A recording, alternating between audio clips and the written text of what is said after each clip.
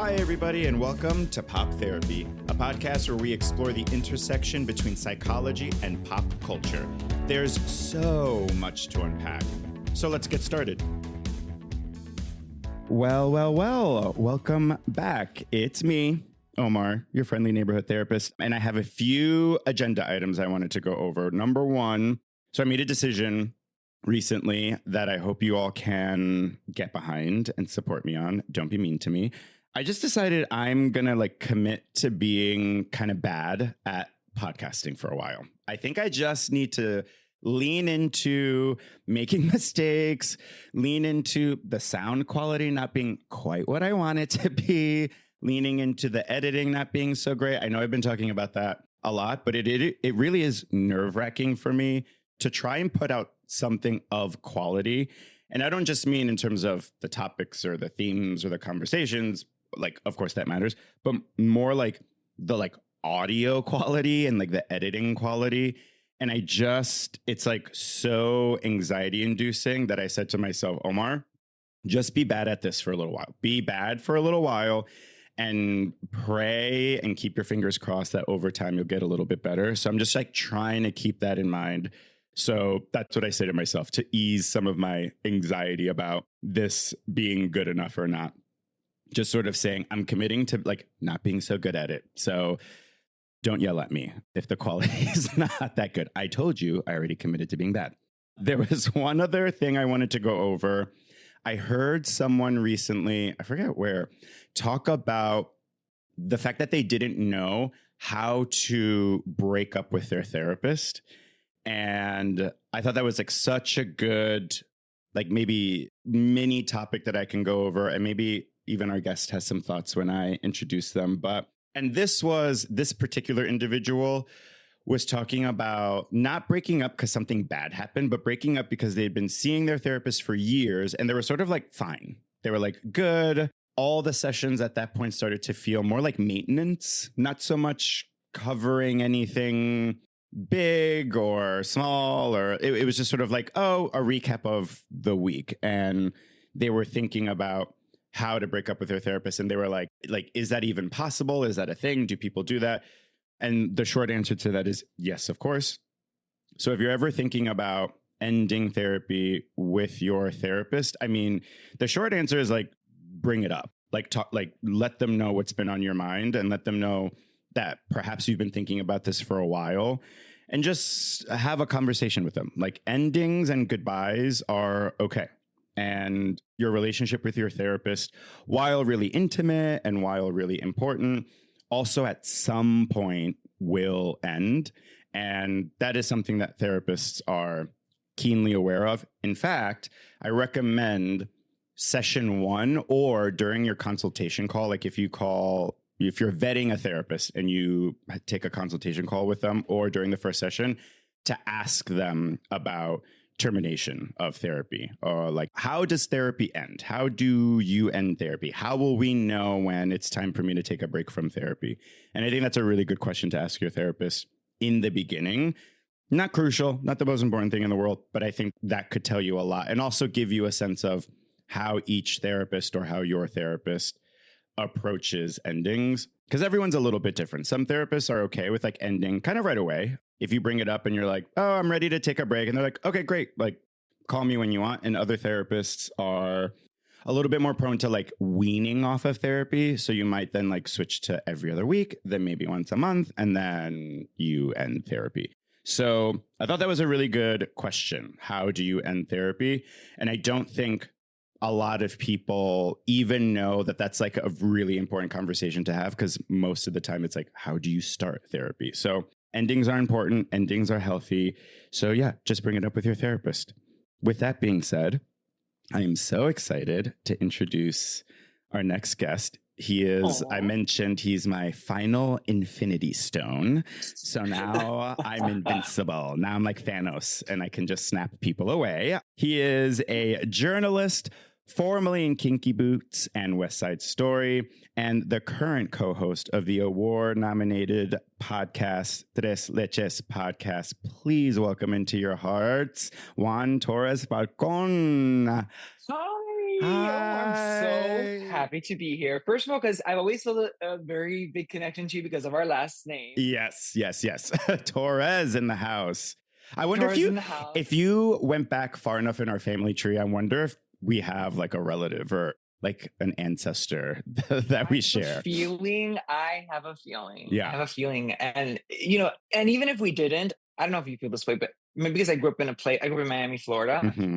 And there is because there's so many Latinos there, if you grow up with so many Latinos, you love the culture so much. You love being around Latinos, celebrating Latinos your whole life. So that even when I'm in New York and I'm around, I guess, I'm so around plenty of Latinos, but if there's more diversity here than there isn't, you believe it or not, in South Florida. And whenever I meet someone who speaks Spanish or has my same last name, or even just a Hispanic last name, you're just like, this is family immediately. Yeah, there's like an immediate comfort. Usually, there's something. I mean. Yes.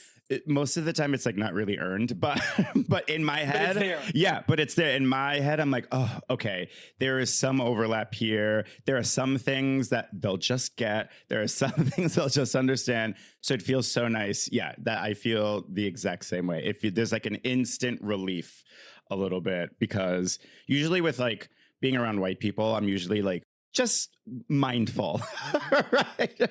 I'm just like, okay, Omar, like, don't get too loud or don't do this or what. I mean, and that's all in my head. Obviously, I'm like working on that in therapy, but with other Latin people, obviously, like that's like not even a thing. I think let about. My hair down. Yeah, exactly. Your skin looks so good, by the way.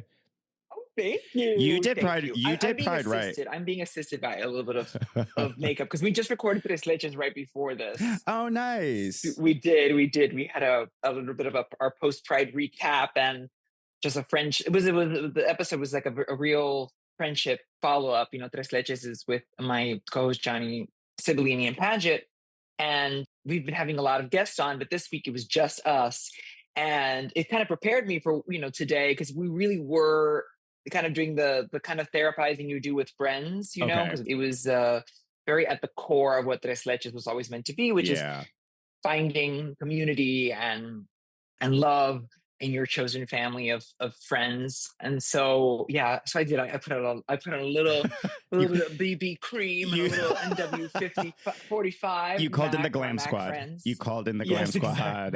No, you look great. I mean, I feel bad because I'm not doing video. I'm like, I cannot add another element to this. You should see me trying to edit this. I feel so bad. Anyone that's listening, just my mom, has already heard this a million times. Me editing, I feel like those cliche, like grandpa trying to like FaceTime, but it's like up their nose. I feel like when I'm editing, I'm like, what are these words? Like import, export. I don't know what that means. So yeah. If you ever need tech support, you can count on me. I have edited many, many hours, not only for Tres Leches, although now we have a wonderful editor that we're working with, Sheena Whitman. She's amazing. But if you ever need any, I've edited so many podcasts before. I did it for a living for a while. No way. Yes. So I will tell you, here's what I love about podcasts. Okay. And here's what I like about you not doing video. I think that video and monetizing it, and everyone is doing it now because we want to have something to watch while we listen on our phones. But podcast, to me, the triumph of podcasting is that it is this Wild West, right? You can say really provocative things and not get in trouble often as much as if you had added a video element to it. But more than that, by limiting it to just audio, you create this intimate, very, very intimate thing, like being in someone's ear, in their AirPods while they're at home, cleaning, shopping at the grocery store, commuting. It becomes this little dance that you're doing in someone's ears. It's so private. And I'm glad that you're not involving the video element yet, because I think that especially with a lot of the subjects that you're talking about, it's about just a quiet, sweet, tender conversation. And the human voice does that in a way that when we add the body, it's all too much. It's hocus pocus. That's all. Right. Bibbidi bobbidi boo. That was so poetic. I love that. That was like prose. That was so lovely.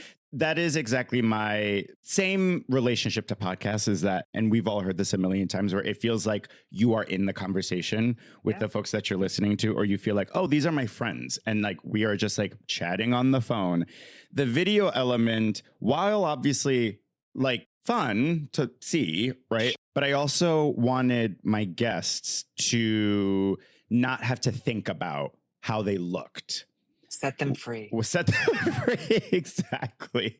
Kind of, I mean, like a therapy session. You know what I mean? Like a therapy session where the client doesn't have a mirror. You know, although it's Zoom, most of my clients turn off their own self-view so they can't see themselves, which I think is really smart because it can be distracting. So I thought the video element would help with the intimacy, to your point, and just help folks feel a lot more comfortable and a lot more open and vulnerable and all that good stuff. And selfishly, I don't want to edit more things.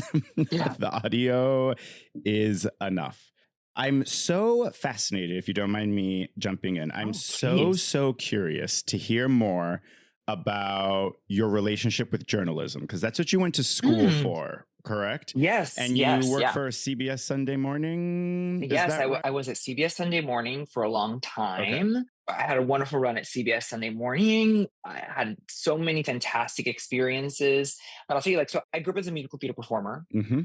And I grew up in a journalism household. My mom is a journalist and then TV producer and TV executive. Yeah.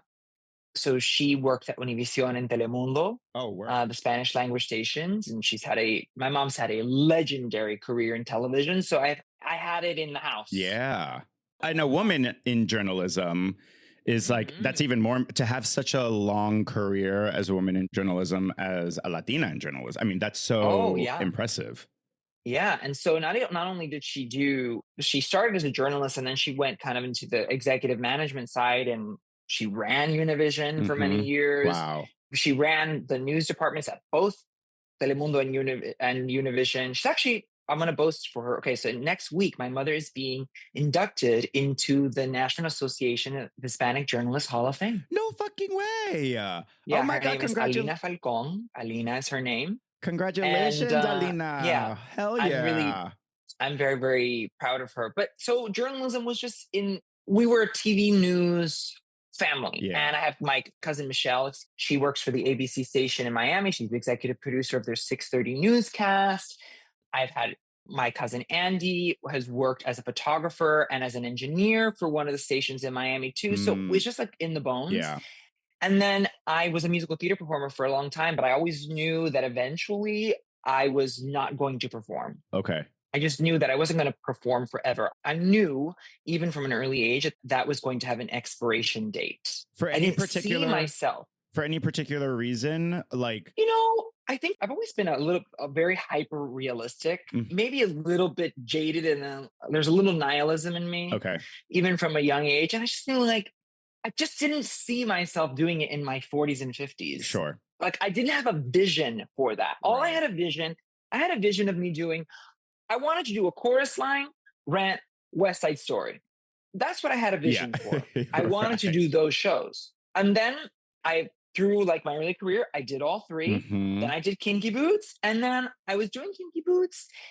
And I was on the road for about 2 years. And I looked around and I said, okay, what's available in New York to audition for? Because I was on the road with Kinky Boots. I was touring with it. And I was like, okay, what is available in New York? At the time, Hamilton was opening. I had auditioned for it, didn't get it. Okay. I had been in for Wicked many times before over the years. Loved the show, never got it. And there was really nothing else like that made my mouth water. Right. So I thought, okay, this may be the time. I'm going to apply for grad school. In many ways, I was kind of at the peak of my performing career. Yeah. And then, but I thought, let me apply for grad school. And then I went to Columbia for journalism. And it was obviously a transformative experience because it was a total change after being in a creative endeavor, but a very different kind of creative endeavor, obviously. And it was difficult. It was a very, very hard change. Even though I was a good student in high school and college, I was a good student, but I hadn't been a student in this way in a long time and writing and everything else. But, it was 2016, and I thought, how can I make a meaningful contribution? Hmm. What can I do? It was 2016, and it was the first Trump Election. election campaign cycle Uh-huh. was happening. And I was like, I feel like I have something to say. I Yeah. am Jasmine Masters and I have something to say. And so I thought, let me take a whack at it. And then I got into grad school. And after grad school, it was just this fantastic, weird, crazy opportunities. Like I worked in podcasting, as I mentioned. Right. And then I went to work at CBS Sunday Morning, where I got to do so many way over my pay grade things. Because when I joined at CBS Sunday Morning, it was right before the pandemic started. I started in Okay. 2019, Oh, but wow. the pandemic would come and change the news business, and we were all working remotely. And a lot of like, as the more junior people on the staff, all of a sudden we had all these great opportunities because the senior staff were giving us these opportunities because everyone had to be more nimble. Right. Right. So I was doing things that were, I just had access to these opportunities that maybe I wouldn't have had And were these before the pandemic. opportunities like working with certain people or Yes, working on it certain was stories? hands-on. Okay. It was hands-on opportunities to help create content and Oh. produce television, pitch ideas, Oh, wow. do interviews, be really scrappy and be creative about how are we going to produce this show remotely? Hmm. And they relied on the young tech minds. Like, we were like Of course. this young scrappy, and I was on the older end of And this of yeah. the young junior staff. But they were depending on us to be like, how are we going to do these interviews remotely? How are we going to do these hybrid interviews? Who's going to go out in the field? And because of a lot of the staff was older, Hmm. we also they were more afraid of Hmm. Right. COVID-19. Okay. We are afraid of Cornova. Sorry, Wendy Williams reference. So I was out in the field getting to cover things that maybe Oh, I wouldn't have been able wow. to do. Yeah, and I'm very proud of that time.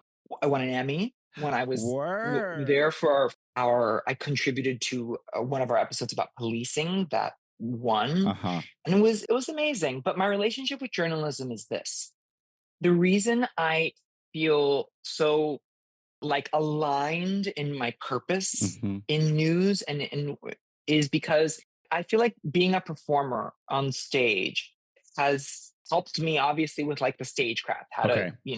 how to look into a camera, etc., feel How to like confident in talk to an using how to audience. express myself with Right. language, sure. But more importantly, I think that I've always being an actor, you have to exercise the muscle of empathy. Hmm. You have to really project yourself into the Hmm. world of other people. And I think that as a journalist, there's probably no greater gift to have other than, of course, than maybe being a good writer, Hmm. is to be able to like immediately sink into someone's brain and emotional experience to try to tell their Mm. story for them, to be the narrator for them. Right. And I've always really tried to do that. And so I also feel like I don't bullshit, Yeah.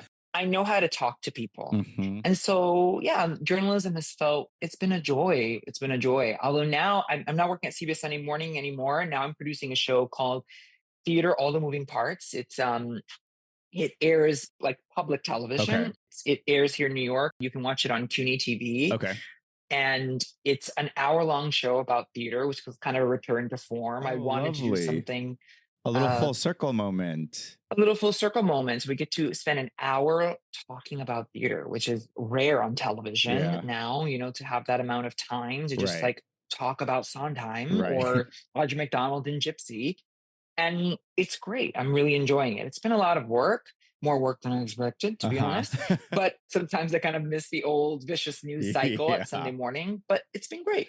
That's lovely. I love how you drew a connection between performing musical theater and journalism because Mhm. it is all storytelling, isn't it? I like It hearing you is. talk about it. I was like, oh yeah, duh. Like you have to be able to connect with your audience, whoever's listening to you, and you do have to be able to tap into the emotion of it all, right? Like you do have to be able to tap into something within yourself that can connect to the story and then share the story, tell the story in a meaningful way, to like do it justice. You know what I mean? Yeah. And I never would have thought of it that way. But hearing you talk about it, I'm like, oh yeah, that does make a lot of, I can see those skills being relatively transferable. Yeah. You ask a lot of journalists and they'll tell you, I'm a storyteller. Yeah, That's kind of like yeah. a little bit cliche, but really, yeah, we're all storytelling and it is that. But what I think what sometimes what happens is that a lot of journalists forget about, they're just telling the story. They're not helping. They're just retelling facts versus telling a story, truly, Yeah. Yeah. you know, giving it color and life. And in this moment, I just think journalism is at a weird time. And I feel like there's like public trust is very low. And this is a controversial statement. You know, there's this whole thing about like objectivity, right? You're supposed to be objective as a journalist. And like unbiased, objective and unbiased is a lot of that. Objective and unbiased. That's the idea. By the way, that's a modern idea. That is not foundational to how journalism once existed. Okay, gotcha. That is a 20th century Fascinating. edition. Okay. Yes, the idea of like unbiased, we present both sides. That is a newer concept. It's journalism as we know it, for sure, but it is a newer concept. And there's something about it is that I love the idea that because I'm brown, because I'm queer, because my father's Black, because I'm Cuban, because I'm visibly gay, performatively so, my objectivity is compromised. Right. 100%. Yes. Yes. My objectivity is compromised. Right. And because I really don't believe in objectivity. I know journalists are like, I'm objective. I don't really believe it. To me, the notion of that is quite boring. Who cares about that? Yeah. Who cares about objectivity? When we talk about truth, can we talk about the whole story, the good, the bad, and the ugly? That reliance on I'm objective has led to this level of mistrust that we have. Because people already think you're not objective. So what can they? Right. So this feels like a very philosophical kind of question that I don't know if there's like an actual answer to, but I am constantly asking myself just like, is it possible to be unbiased? Like, does that actually exist, to be strictly objective all the time? Does true objectivity exist? And like, I really don't know the answer to that. I find it hard to believe that it exists in the purest form that we can talk about. Like, sure, 2 + 2 is 4. I suppose that's like an example of like, oh, I'm being objective here. 2 + 2 is 4. So like, I suppose that's like one example of like pure objectivity. But outside of that, to your point, you live in this world and this world has shaped you and informed you. So I don't know. I think maybe it exists on a spectrum versus a binary. Like you either are objective or you're not. I think it's more of like a spectrum is sort of how I see it. Yeah. I think that's right. It is a spectrum. And even the you truth, can't avoid it. To me, you cannot be truly unbiased. Right. And you cannot be completely objective. Yeah. Those things you can do is openly assess and acknowledge your bias. Exactly. Right. You can acknowledge it. You can involve it in the conversation. You know, really, and not to make this a whole talk about journalism, no, but please. It's like, here's how I think about it. There's only one kind of person who gets to perform objectivity. Only one kind of person, and that is a white, good-looking man. That's the only person who gets to perform it and maybe make you believe it. Right. Because, woman reciting a story about abortion, any woman on television, you're going to be, but she's pro-choice. Right. But she's pro-choice. Yeah. She's got to be pro-choice. Right. If she's a Black woman, a Black man, right, covering a story about Donald Trump. Well, he's from a city. He's probably liberal. Exactly. The assumption is already right. Correct. So you can't undo that. I, as a gay person, do not get to remove those lenses that people see me through. Exactly. So I'm not interested in objectivity because no one's going to think that I'm objective anyway. Right. But I can show up. To tell a story as a journalist with a sense of who I am, Yeah. Right. right? With the complete sense of it, and acknowledge it. Right. It's And real. make it part of what you're sharing. So this is the lens with which I am telling this story, or this is the lens that I'm using in order to think about this story or conceptualize this story. Yeah, of course. Yes. I agree. I think it's noble cause. Like I get why people are like, journalists need to be objective. I understand the rationale behind that. Don't get me wrong. And I think if like human beings weren't human beings, if they were robots, sure, that could be possible, probably. But we're all shaped by the world around us, whether we realize it or not. We're always using our own lens that is limited by our own perspective. And so I agree. I prefer someone just letting me know, like, so this is how I'm viewing it through the lens of this, through the lens of my experience. And it doesn't mean that it's like right or wrong or whatever. It is just a way of looking at this, which I really appreciate. And it's not about sharing your own opinion necessarily, right? But it is about giving a complete story. And if there's an elephant in the room, someone better mount it. Right. You know what I mean? Right. Like, that's going to be there. We have to address it. We have to name it. Yeah. Yeah. Ever heard of the concept of the Act One gun? No. What's that?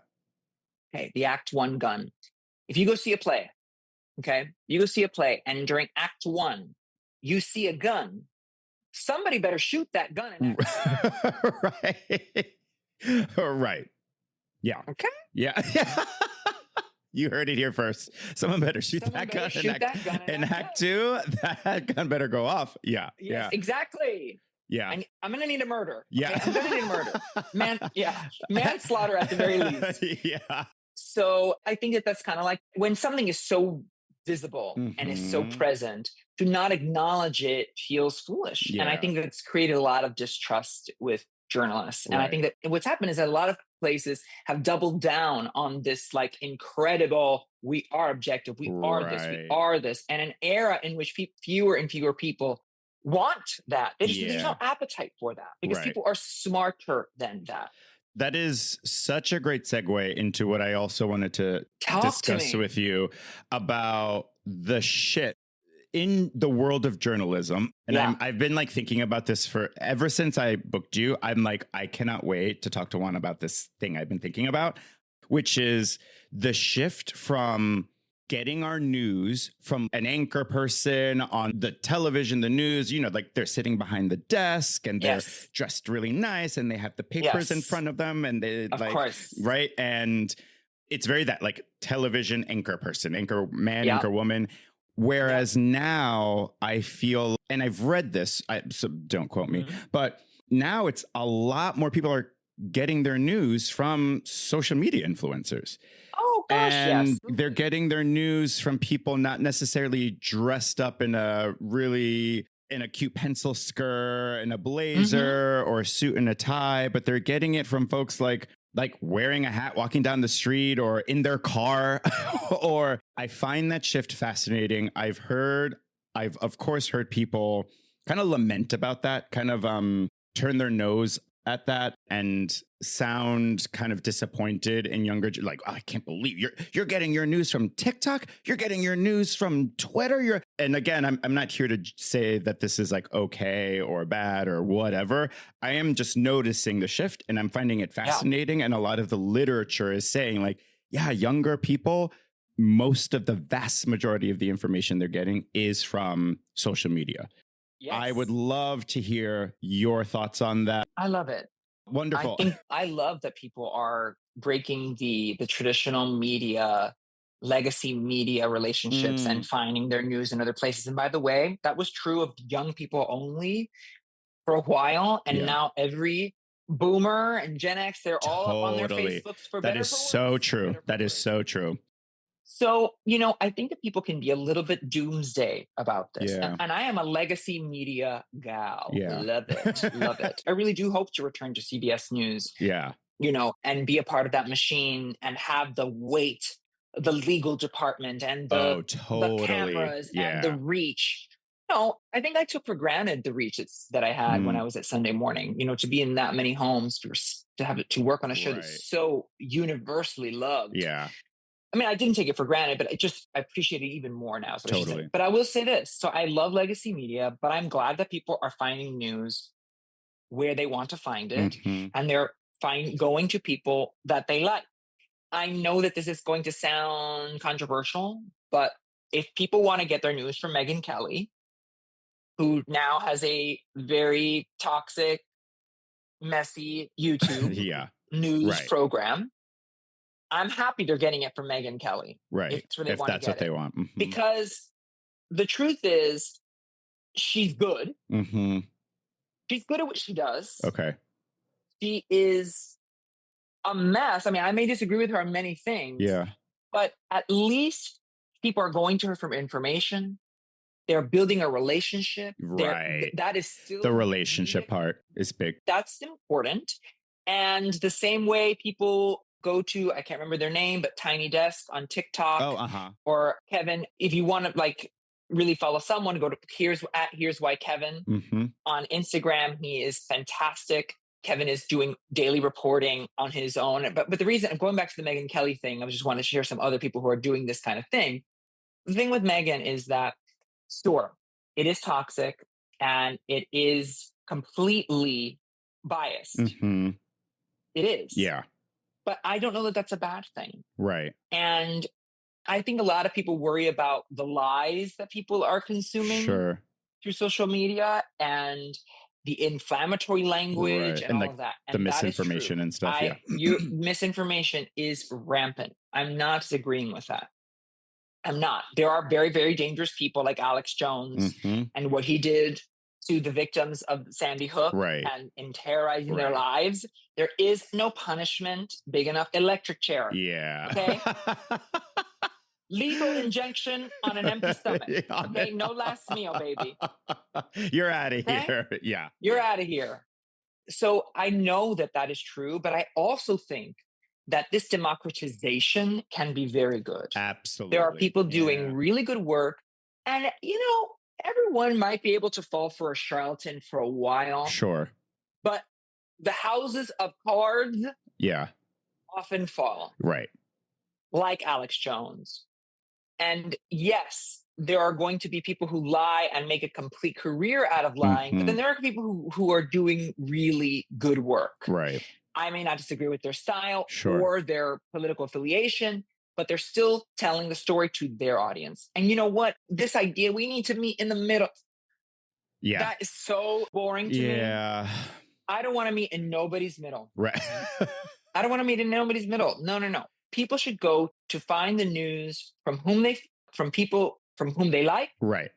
that they feel comfortable with, and that meet them wherever they are. Yeah. That's my opinion on this subject. I think that's such a good point. The news for so long, in my memory, felt so centralized. There were news stations, and that's where you got your news. Or maybe you listened to a radio station in the morning, but that was like basically it. But the democratization aspect, I do find really fascinating and do think ultimately is really helpful to sort of decentralize information and to spread it out. I mean, who would have thought that political influencer would be a thing? You know what I mean? Like, my God. Lifestyle influencer, social media influencer, fitness influencer, like all. And then, over the past few years, we're seeing the rise of political influencers. And you're right. These are individuals that meet their audience where they're at. Their audience members trust them, which is huge. And that's why platforms like Substack are getting bigger and bigger. And there's something much more intimate about that one-on-one relationship. And so I totally hear you. I think people want to get their news from people they like and trust. And I think the status quo just isn't cutting it anymore. Yeah. And by the way, a lot of people disagree with me. Sure. There are a lot of people who disagree and very smart people who think that trusting these people who are with no legal departments and no consequences potentially because they just post and the next day it's gone and everything else. I get that all. Yeah, I get that all. But I'm not a person I don't worry too much about the loss of things that way. Like, I love forward movement and change and different landscapes. And it's always messy, change. You know what I mean? Yeah. Forward movement and change has never been linear. It's never been cute and clean. It's always been like puberty, just kind of messy and really uncomfortable. And hopefully you survive and you make it out the other end looking great and feeling yourself. But until then, period. Yeah, it's not cute. It's not very cute. It's really not. Yeah. How has your background in journalism helped you develop the Tres Leches podcast and grow it and cultivate it to where it is now? Well, I think that this podcast has been such a joy to work on because it's always just been three people talking, three friends getting to know each other. We have tried to keep it very, not light, but keep it informal. But as a journalist, there is something that you're always thinking about the bigger picture. You're always thinking about, like, okay, what is someone going to gather from this conversation? I was thinking about, like, okay, we're talking about douching, but like, how can I relate that to a 45-year-old white woman, mother of three from Kennesaw, Georgia? Well, when if you have the answer to that, let me know, because I would.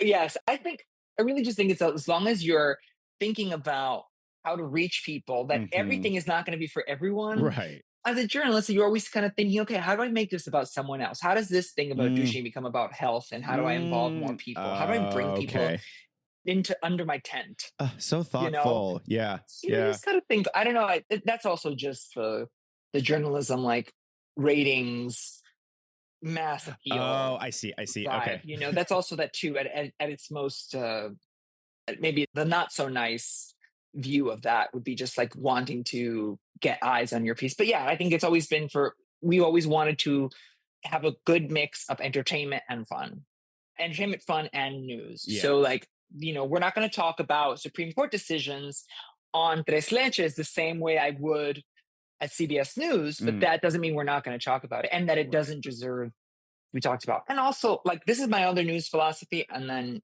I'm sorry I've gone on and on and on about this, but my other news philosophy is I don't really believe in news sources that are just all one thing anymore. I think that people want entertainment and pop culture, and the comeback being renewed for season 3, which is the best news of all time.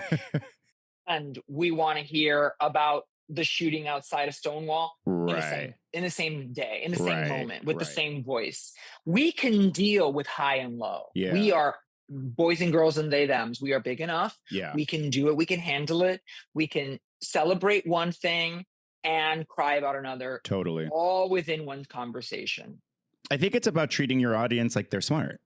Like treat them like intelligent individuals. You know what I mean? Yeah. And I think that can come across often, and not just journalism in media, but like in any form of media, whether it's like a play or a book or a TV show. Like, you can tell when the writers are treating you like an intelligent person, which I really... You really can. You absolutely can. You have to give them and help people feel smart. Help people feel smart by giving them, giving them the tools to do so. I wasn't aware. I'm like changing the subject a little bit, but I wasn't aware. Tell me that you, Johnny, and Ian have such a long history of a friendship. You and Ian have known each other for a gajillion years. I was like scrolling back through your Instagram, and I just kept scrolling. I was like, oh my God, they've known each other forever. We were children. We were 15. Oh, wow. We were 15 years old. Yeah. So maybe 16, but I think it was 15. So we grew up doing theater together in South Florida. We were a part of this performance troupe called Broadway's Class Act. And Broadway's Class Act was hilarious. We were like all these, musical theater freaks, boys and, girls, teenagers.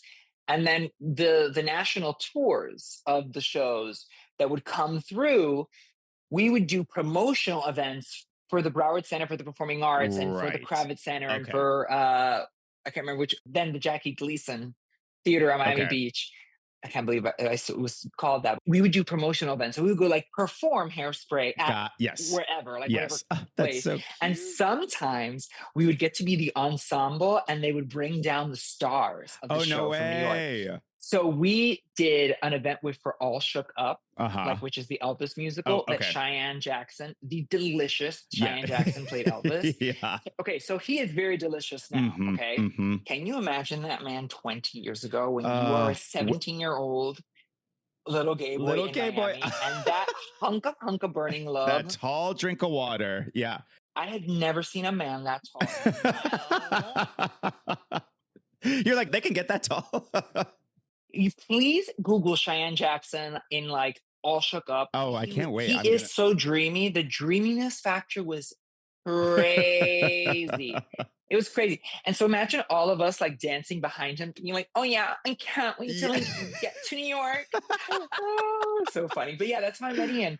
And then Johnny, I met here in New York. So we weren't friends in Miami, but we had this inherent cultural connection.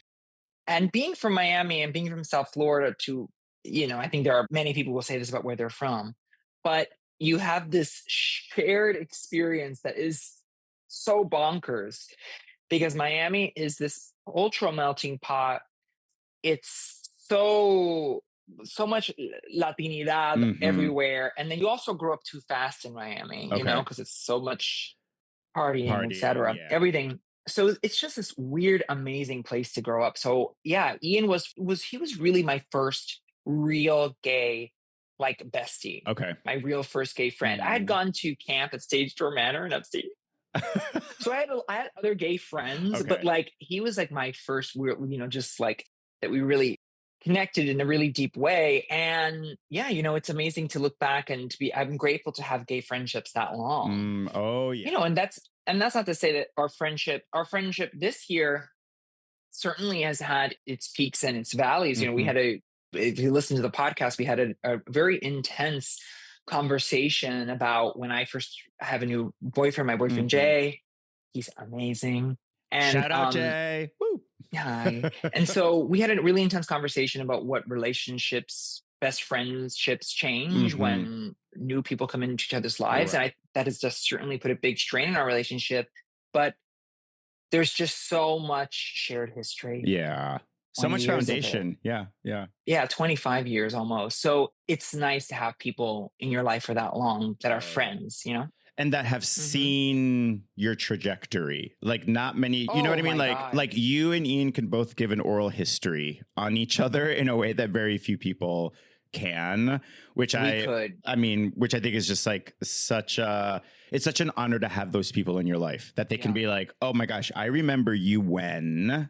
And I mean, and you need those people in your life because you forget often just like how it all happened, how it all came to be. And it's so good to have people remind you. No, I remember when you were broke and in grad school and just like eating leftover, like days old leftover pizza and all, you know what I mean? So I think that that's like so special and important to have. I've told Ian this, but I think Ian needs to write a book about the early TikTok days when Ian Paget and his ex-boyfriend Chris Olsen, they were part of like the first big wave of TikTok influencers. I mean, they're come up, we're talking like 1 million followers in months. Yeah. Okay. Like when you could still do that, when that was still a thing, that level of virality was even possible.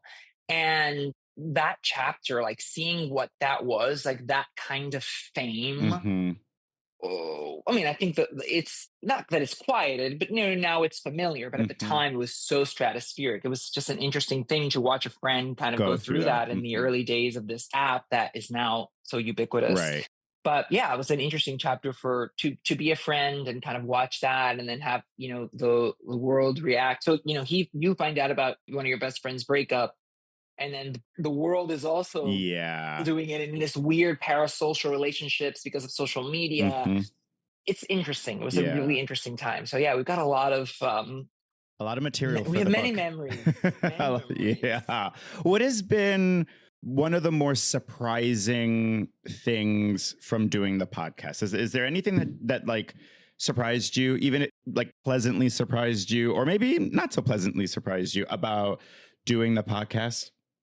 Yeah, I will tell you. I'll start with the good. Lovely. Here's the good thing that has been a surprising thing that we didn't expect. What has been the connection with younger than us? I'm 38, but as we always say, we're 27 plus. I love that. The podcast all too much. We have seen this connection with younger LGBTQIA Latinos, Latines, o sea, like, young Latine people. I've been surprised by it. Not that we didn't expect it, Okay. perhaps, but yeah, because I think we always wanted to like make sure that our brownness, our cultural history from Miami, Ian is an Honduran. I'm Cuban on both sides, and Johnny's Cuban and Dominican. And so that was obviously just like in our backpack already. Yeah. We just knew that was going to be a part of it, but we get stopped all the time by young dreamers, like giving, we had an early encounter with these like 2 DOC recipients. Oh, wow. Who I was in South Florida, and they came up to me. I was alone. I was with my mom. And they talked about how it was kind of created a vision of like, being brown in your 30s could look like for them. And I always found that really moving. So that's been really surprising, and just the connection overall. And I think that maybe not even a negative thing, but it's always interesting. And I think anyone who shares their life online will say the same. This is not a hot take, but it is something that has come up, is that, once you monetize in a way your relationship, you are not scripting it, but you are saving it for the show. Yes, you want to, it becomes more medical. Yeah, I see what you mean. Yeah. Strategic. Scientific. Yeah. I see what you mean. When you have to add the stagecraft of a podcast, it's like, I used to think about reality TV, like, okay, the camera starts and then they start the conversation. Right. And that happens a little bit of time, and that can make interactions feel forced sometimes, like, not even that it's forced in a bad way. It's a technical thing, to be like, okay, let's start that story again. Right. And then, it kind of puts sometimes an odd thing that's sharing your life online. I mean, that's part of podcasting. That's part of this work. Exactly. And I don't think it has to, I appreciate you saying it's not necessarily a negative thing, but it is just something you are noticing. It's like, okay, here's this element that wasn't really a part of our friendship before that is now. And I'm just going to keep an eye on it. This is a new element, and it's just like an interesting thing that we're like navigating for sure. Exactly. For sure. Yeah. And it's nice to have this catch up, like you're going to have this scheduled date with your people. And that's nice. I mean, our lives have changed a lot since we started the show. Yeah. I mean, my life has changed very dramatically. Johnny's moved, to Austin, although he's still kind of between LA and Austin, but now he's spending more time in Austin. Ian moved back to New York and really changed everything. I was really in the throes of figuring out my life after a really significant breakup. And to think that where I am now, I mean, I didn't even know where I was going to live. I mean, I was just in shambles in many ways. And so the podcast, especially those early months, were about sharing. All of that sharing gave me such clarity, because I really had to explain my story for other people, and not even to a therapist, because, with the therapist, it's like, okay, like there's so much context. I was telling some of my story trying to get it in a bite-sized way, in a easily consumable way, in an episode or 2 episodes, and it really made me streamline how I'm thinking about things. It was almost like a journal entry. Yeah. Okay. That makes a lot of sense. It brought me a lot of clarity. It really has. I can absolutely see how that process happens unknowingly, right? You're just sharing, you're mindful of the time, you're mindful of the fact that it has to be accessible information. And then suddenly you're like, oh, wait, this is sort of lifting the curtain. I'm like, oh, my eyes are opening up to things. Oh, I said that out loud. Like, oh, hearing myself say that like makes me think about this differently, which I think is an excellent segue into the question that I ask all my guests, which is, what is one piece of advice or piece of wisdom that you've gotten from the therapy world. So this can be from your own therapist. This can be from a therapist on social media, or a book that you read, or a podcast that you listened to. What's one piece of advice that you're like, oh, I'm taking this with me everywhere I go? So this has come from two places. Okay. I had a teacher in college tell me this, a vocal performance teacher who was teaching us how to perform a song. Okay. I'll give you the context of that will matter in a second. And I also heard it from a therapist in my mid-20s, maybe 3 or 4 years after this. Oh, wow. And they said it the exact same way. You know, people have a saying was like, well, they riff on it. Yes. It's similar, but different. They said it exactly the same because it's a very simple statement. 100% of one thing at one time. Say more. Speak on it. So in the original context, it was a professor named Doug Hall. He's an incredible director and musical theater thinker, you know, because he's not just a writer and composer, he's also a director, and he does it all. He's a professor. I think he's at FSU now in Florida, if I remember correctly, but here or there, he was teaching us, like, you know, you're performing a song, and let's say Somewhere Over the Rainbow, right? Somewhere Over the Rainbow can mean so many things. It could be about you thinking about someone who passed away. You can be thinking about leaving an abusive household. I mean, you can create whatever story around to that make song. your performance of Somewhere Over the Rainbow something. But ultimately, you can only perform 100% of one thing at one time. What am I conveying in this line, in this moment? Sure, a very skilled actor, there's a lot of nuance. You put in a lot of colors onto a song or performance, right? Meryl Streep can do that. But a great performance can be that simple.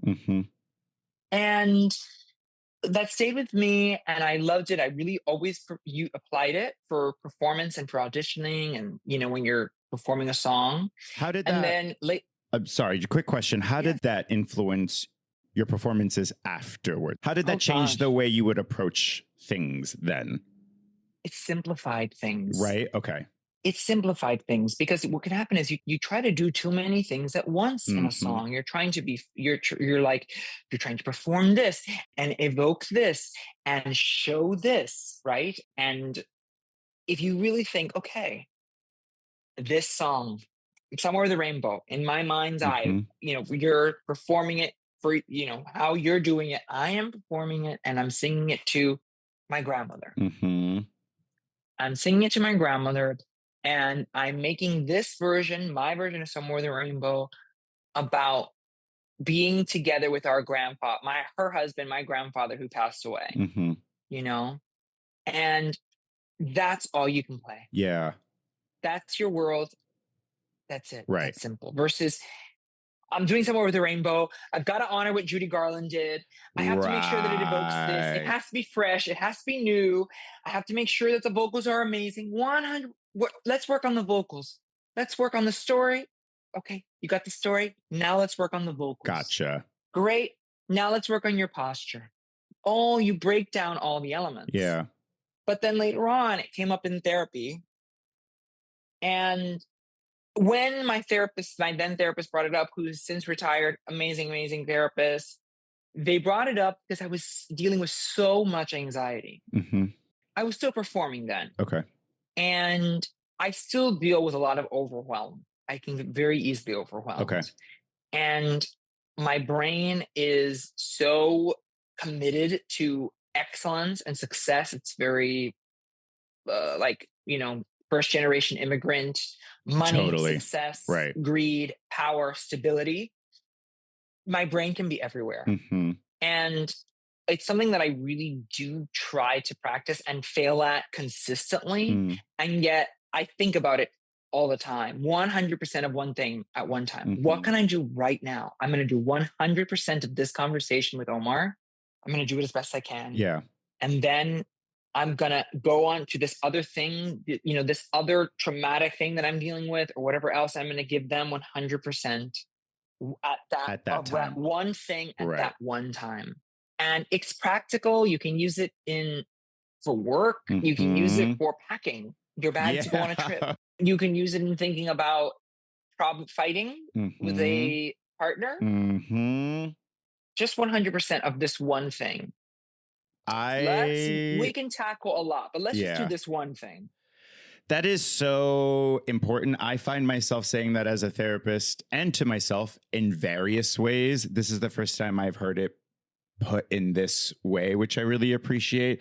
A lot of what we discuss in like the mental health world, one of the things I find really interesting and that I've grown to appreciate is that there's nothing new really in the world of mental health and how to live your life fully and how to pursue joy and love and connection. It's all already been said, but for some reason, because actually, to go back to your earlier point, I think it's because of our identities. It's because of the fact that we are biased and we have parts of our identity that shaped us.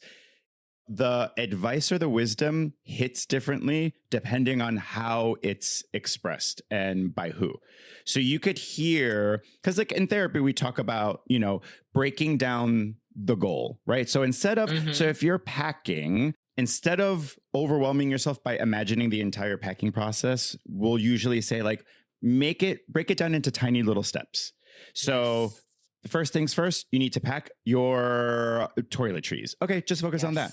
Like toothbrush and this and that and whatever. Okay, what's next? Underwear. Okay, just next underwear. And just like break it down. And that's what your piece of advice, it invoked in me. It reminded me of how many times I have to remind folks, take the overarching goal and let's just start with like, what is step one? And I often find myself saying to clients, hold your horses. First things first, we got to do this thing. You are already 10 steps ahead. Love how your brain works that fast, but we don't need it to work that fast right now. What's step number one? And this is helpful to hear because it's just like another way of saying this that will resonate with people more than the idea of like, let's take this and break it down into tiny little steps, if that makes any sense. Yeah.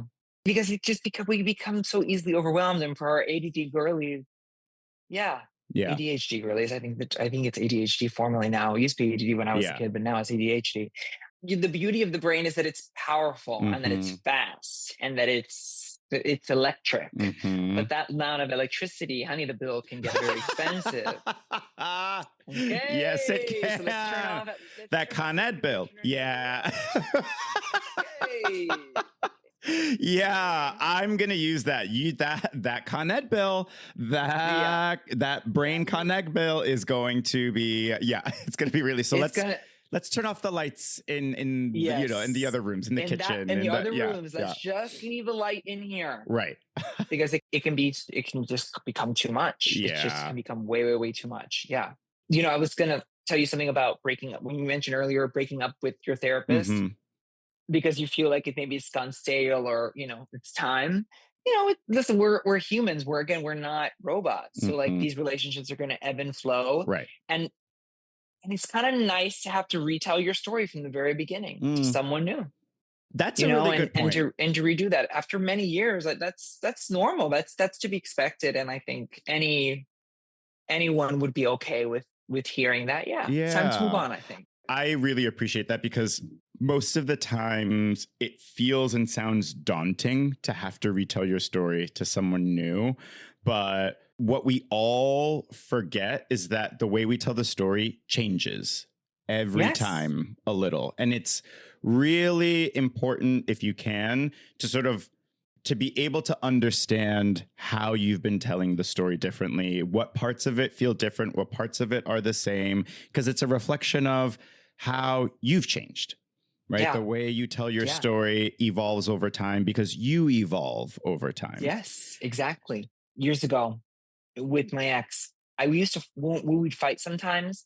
We didn't fight all that much, but we'd fight sometimes.